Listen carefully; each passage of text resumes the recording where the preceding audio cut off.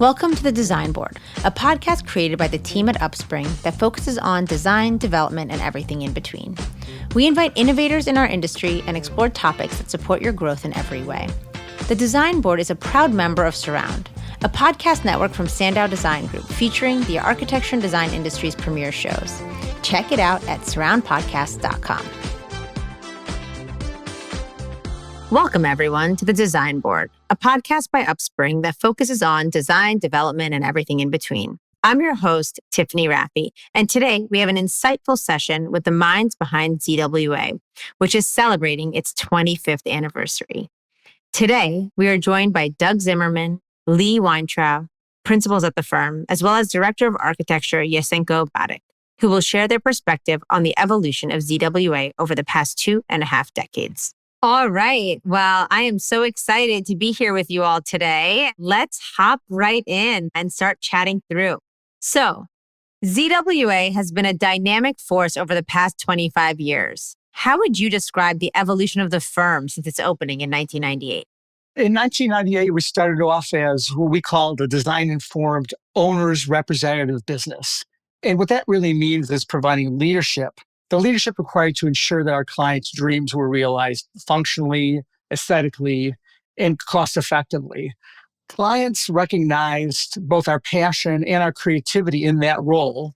And one of our clients, Marriott, suggested after doing a number of projects where we were the owner's representative, that the projects might actually benefit from one entity doing both the owner's representative work, or project management, which we call it, and the design work. And they expressed their priorities. They wanted to save time and money. They wanted to increase efficiency and quality, and they wanted to decrease finger pointing. So we identified that that was a space we could evolve into. And as such, and we kind of have the right side of our brain and the left side of our brain firing up simultaneously. So we combined our creative design abilities and our leadership abilities to help develop solutions for our clients that met their needs. And it was a win-win going forward from that point. Eliminating finger pointing is an important one. So I love that. So I'd love to, sort of dive in and learn a little bit more about the core principles of the firm. How have those evolved over the last 25 years? And in what way do they continue to guide and shape the decisions and the actions of the team? Doug, do you want to get us started on that one? I'd be delighted. Well, when Lee and I founded the firm in 1998, we were both transitioning from a very large 600-person AE firm. And when we started talking about starting our own firm, we tried to really spend time analyzing why we would want to do that. And we really shared a couple things that I think have helped to drive the firm over the many years we've been in business together. Now, one of them was that we were really passionate about design and problem solving, and on many different levels, from very large projects to small projects. And that we also were really curious about how to take the knowledge that we had and to be really hands-on in the process of working with our clients to really figure out better ways of applying design to their business needs. And that was really what sort of convinced us that leaving a big firm and starting our own little house would be both interesting, but it would also allow each of us to sort of self-actualize and really play off of one another's strengths.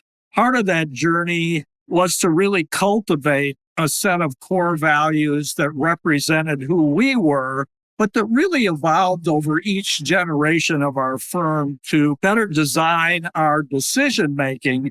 And quite frankly, it still guides our principles and our actions today with our current team. The core values evolved, and actually there are 5 of them. And we use this kind of as a filter today for most everything we do. They include being self-initiating problem solvers. Everyone in our organization is pretty passionate about what they do and how they solve problems. We have always been real cheerleaders and enthusiasts for our clients' success. And in some cases, we have really developed over the years client relationships that have gone well beyond the professional norm and have become personal friends with the people we've worked for. We're really passionate about learning, and I think the older we are, the more we understand the importance of learning and of always trying to understand what's influencing the decisions in the world today. And it's a common denominator in the people that have joined us. We've also really been great team players, collaborators, and really open to the influence of the process. Lee and I, in many regards, share these core values, but we're also very different. And we often look at the world issues through a different set of lenses. And it's always made for a very interesting sort of dynamic. We haven't always been successful with it. We've had people that have come and gone, sometimes on their own initiative and sometimes with our help. But the real result of that, which we really feel strongly about today with probably the best work culture we've ever had, is that it's created a filter for our recruiting. And our team members really do believe and live these values. It's allowed us to create an environment of trust. And as a result of that, it's allowed people to be pretty open and honest, both about their problem solving, but even to really work outside of their comfort zones. And in many cases, this is where the real aha moments come when we're working with clients to solve complex problems. It also has really contributed to our survival through the tough times and really helped us grow through the good years. These underlying values and processes are what we're now passing along to Yusenko and the other members of our leadership team who are going to be the future leaders in the next round of ZWA. No, I love that. I mean, the culture and the core values that you shared, it couldn't be more clear that they permeate everything, right? From the team to the hiring and recruitment process to client interaction and development. Something that we've seen on our end, having worked with design firms, that oftentimes the creatives that go off on their own and start firms perhaps aren't successful because they don't necessarily understand the business side of sort of running a firm. And that can be a really challenging component. I'm curious to hear from all of you how you challenge yourselves to know and understand. It's not an easy thing, right? It's not always so intuitive to learn and grow and develop and manage the business from that side. The design components are, of course, there. That was a skill and a talent that you all had, but formulating the business and making sure it could thrive, that's a whole different set of skills. And how did you all support each other and challenge yourselves to be able to handle that side of things? Yeah, I'll take a swing at that ball for a moment, Tiffany. I think we challenge ourselves through a statement which Doug said a moment ago, which is trust. And a statement I said a few minutes ago, which was our brains are wired kind of differently than a lot of the people in our industry with this curiosity, which is our design thinking side, and then this business / the courage to realize opportunities that are set in front of us. So I think that has enabled us to shape the DNA of our organization. The other thing is that we understand that change is inevitable. The world around us through economic and technical advancements isn't static, it's dynamic. And as a result of change being this inevitable thing, for us, growth is not optional. Growth is a necessity. So we take our curiosity and our courage and we envision an exciting future for ourselves together. It's both organic, because sometimes it comes out of relationships with our clients. People say, I want to recommend you to this or go in that direction, but always it's planful. So we don't just cross our fingers and hope for the best. And it's really, I think, what our brand has been identified as a brand that is open to recognizing opportunities, kind of let the universe speak to us, and then act with purpose and passion. We also sometimes learn things about ourselves that we might not be happy about, but we're all human. So we adapt and we reshape and we go and we grow. So that's, I think, one of the things that has held us to has kept us focused over the course of the last 25 years.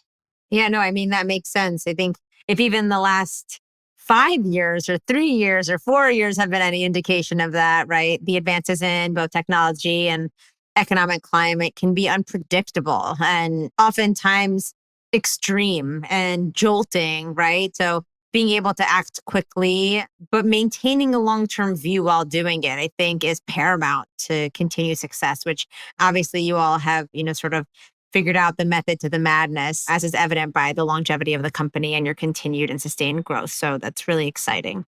Do you think having an adaptable mindset is necessary to sustain long-term growth and that success? Yeah, I would probably go as far as to say that any business that has successfully evolved its brand over 10 years, 15 years, 20 years has probably done so because they kept a malleable mindset in the face of emerging trends, in the face of new market conditions or technologies. And so we do think that that is kind of a foundational core value for us. And it's kind of fundamental to all other initiatives that emerge, whether it's internal or external. And so we use it as a guide to try to anticipate the ebbs and flows in the business and to balance what we would call kind of our entrepreneurial spirit, right? The vision that we have for the future, like you just mentioned, and then to balance that against what we would call a realistic appetite for risk, right? To know when to move forward and to know when to kind of step on the brakes slightly. And so we think that striking that balance, right, between a strong vision and calculated risk, you can only do that with a kind of an adaptable mindset and adaptable thinking. And if you stay too rigid, even if that rigid thinking is in the service of a great cause, for example, if you have a strong vision for the future of the company, or if you have a strong design ethos, right, and you're really committed to a certain design language, that kind of rigidity, when the blinders stay on for too long, you can quickly find yourself, like the Wile E. Coyote, heading over the cliff without even realizing it, right? So staying adaptable, stay malleable in your thinking is, I think, a core principle that we try to live up to.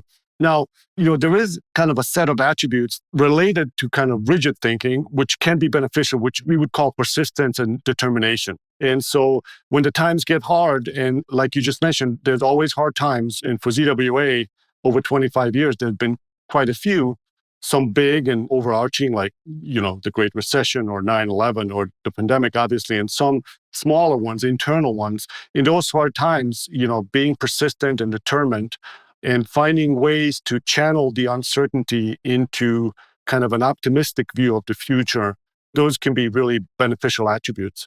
And so there's a quote that we often kind of recite to each other, which says something like, each day we bought one more day, and day by day we bought ourselves the future. And that kind of thinking is not great as a standard mode of operation, right? Because then there's something wrong in the company. But when the times get hard, and that's when that kind of determined mindset really matters. And so really trying to balance malleability and adaptability with persistence, that's, I think, the key.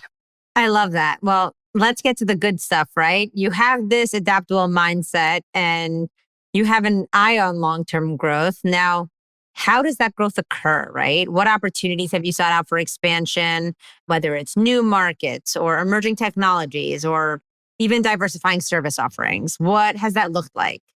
Well, it's looked like different things over the years. Clearly, when we started out, since we were primarily doing project management and owners representation, we found ourselves in those years hiring lots of other professional resources to support our clients' business needs. But when we got to about 2001, we really began to rethink how we wanted to put together a more varied service offering. And over the years, it has continued to evolve so that not only have we been doing project management, but clearly the primary focus has shifted over the years to architectural and interior design services, along with some other areas of specialization. All of that evolution, though, has really been a pretty organic process. Part of it has been fueled simply by the things that Yusenko mentioned, changes in our marketplace that none of us had anticipated. And, when everything's kind of bouncing along and you're working hard and you have good clients, things just keep growing. But when a major event like that happens, it kind of slaps you up beside your head.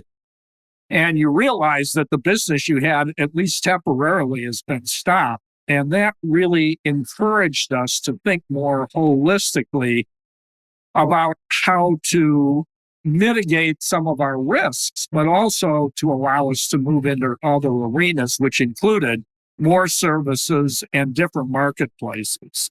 After the Great Recession, we had the opportunity to hire a mentor and a consultant who represented an operating system called EOS, or Entrepreneurial Operating Systems. And out of that has come the overriding methodology, which we've used over the last almost 15 years now to run our company. It is a very pragmatic method for achieving business success, but it also has very specific components that we derive from and really use as our approach to do business. It starts with defining a compelling vision and, really not only articulating that annually in writing, but also of then bringing all of the members of our team together to understand what those goals are and to really make sure we're always focused on the target. The second component of it, of course, is people. And because we're in the business of selling services, people are really, and their capabilities are all we're selling. One of the most important components of this is right people, right seats. And over the years, we've had both successes and not always success with putting very bright and capable people into opportunities to succeed. But in some cases, they have not wanted to collaborate, or they have not particularly been oriented to the core values we previously talked about, and ultimately might not have been in the jobs that were right for what we wanted or needed for them to do. Over the last few years, we've honed this to a pretty good science, and the filters that we use in our recruitment process, which is very rigorous, have allowed us to grow our company not only at the leadership level, but all the way down to the interns that we bring to our company with the same culture and value orientations that really makes for a great opportunity for people to work together and succeed. The next component of the whole EOS premise is measuring data. And we've learned, over the years that there are a lot of competing indices which are out in the marketplace that are used to evaluate business success. And we've honed this down to a handful of indices which we really think reflect the markets and the kinds of services we provide. And we pretty religiously, on a weekly, monthly, quarterly, and yearly, analyze those things to ensure that we're on target, or if we're veering off target, that we step back, take a breath, and figure out how to get back on point. Possibly the most important variable in this whole system has to do with a clear way of identifying the critical issues and obstacles that sometimes get in the way of delivering services or of refining the kinds of results that we want to provide to our clients. And so the techniques that use transparency and honesty in a healthy work environment really are allowed to come to the surface, and really tough and sometimes uncomfortable conversations allow us to clear the air and really move forward when there is a sincere barrier to delivering results. In the final analysis, the product is a way we want everything done in our organization. And the more we do this process, the better we get at it. And as we try and teach everyone in the organization about its importance and its value, it really is creating the kind of traction for our company that allows us to execute at a pretty high level. The workforce is demanding more and more and less time, and we've been able to keep pace and in some cases really be on the leadership edge. I think the other thing that we have learned in going through this process is that the marketplace is ever changing. And rather than being intimidated by that, we find ourselves constantly doing strategic thinking and what if planning for the future. We currently have an initiative with AI, which I think probably most forward-thinking companies are exploring, because we know it's going to have an impact on the way we do our work and deliver our work products. But I think more importantly, it begins to allow us to think about how to constantly and flexibly be moving toward the future.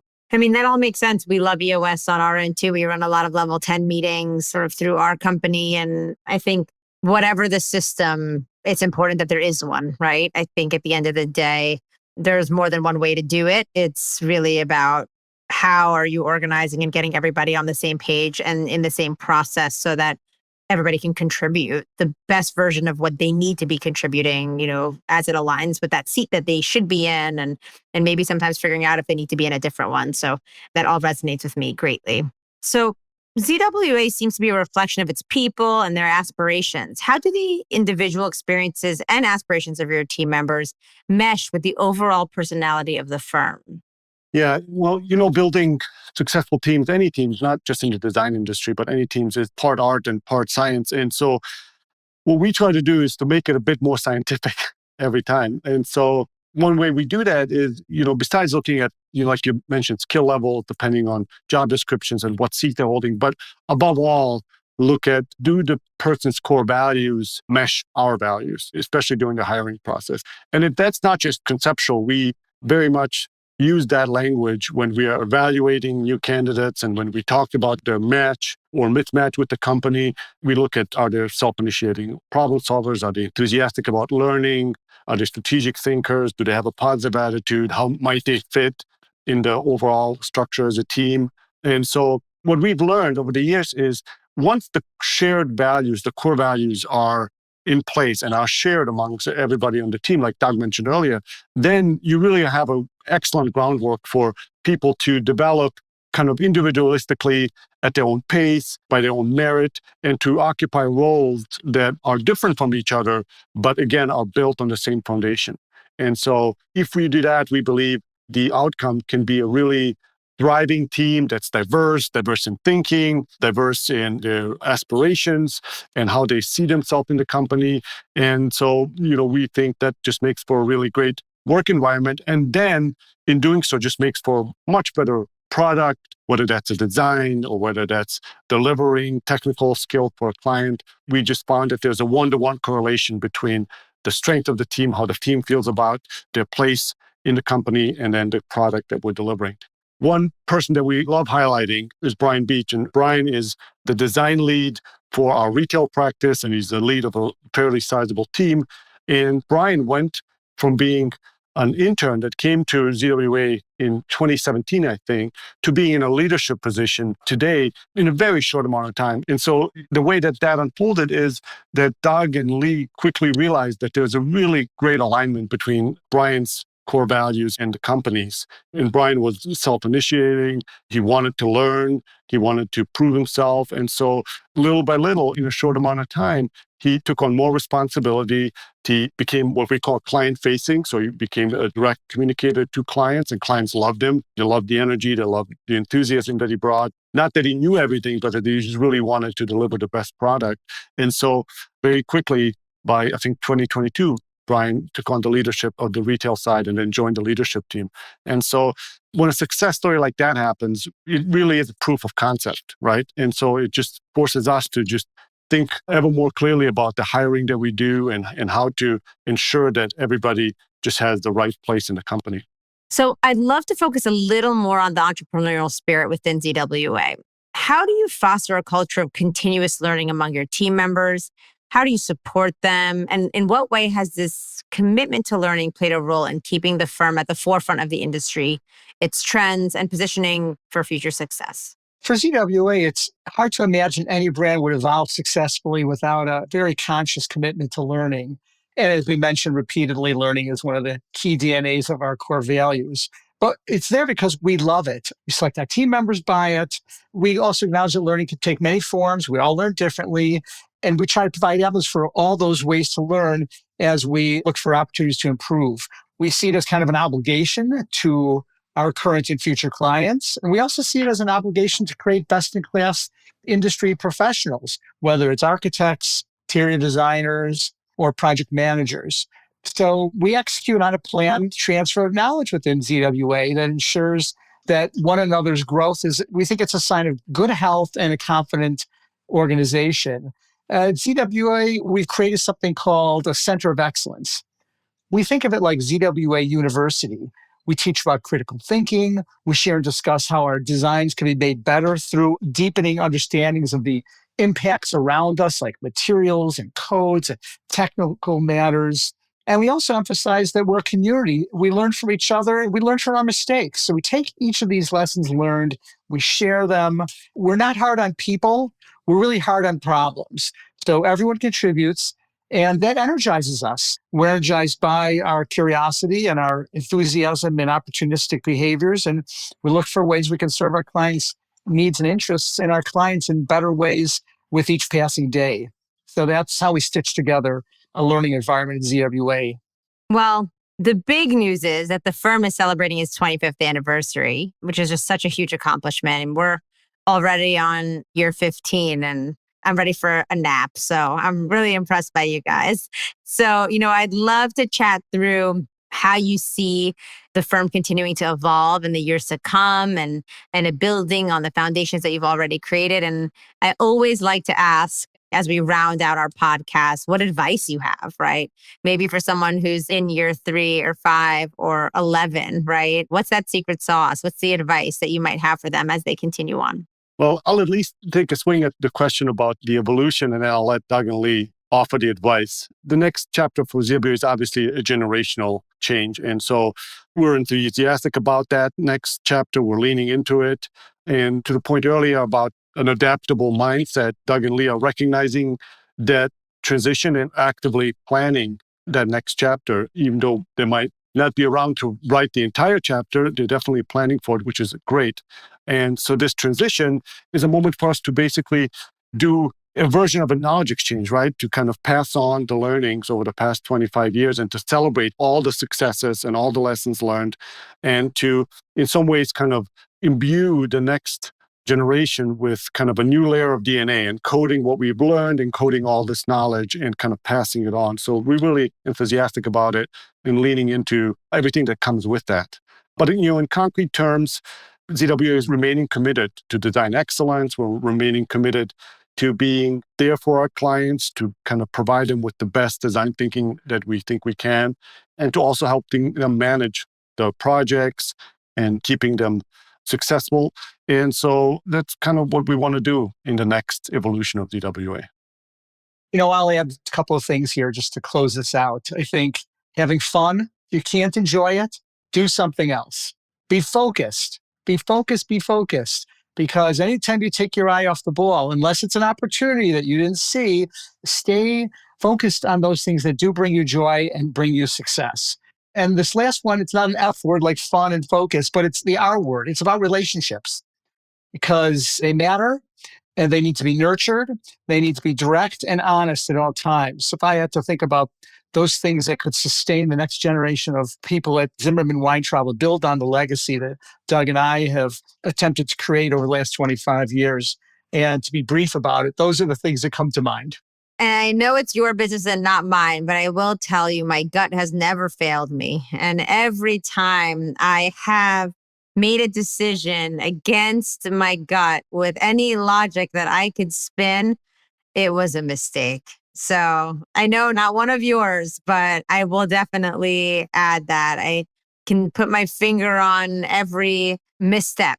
And we've learned from them and we were meant to have them. And I'm all about the path, and that's okay, right? It's not a race to the finish, but that gut is not something to ignore. Thanks for the opportunity to bring us to this conversation, Tiffany. We really enjoyed it and we're grateful for this opportunity. Oh my gosh, thank you. The thanks are to you. It was an honor to chat with you, and a huge congratulations on 25. You've earned the nap for sure. So feel free to take it. But we're going to be here and we'll be cheering you on and watching as you sort of grow and develop and head into this next phase and evolution of the firm. And we can't wait to see what is in store. So thank you again.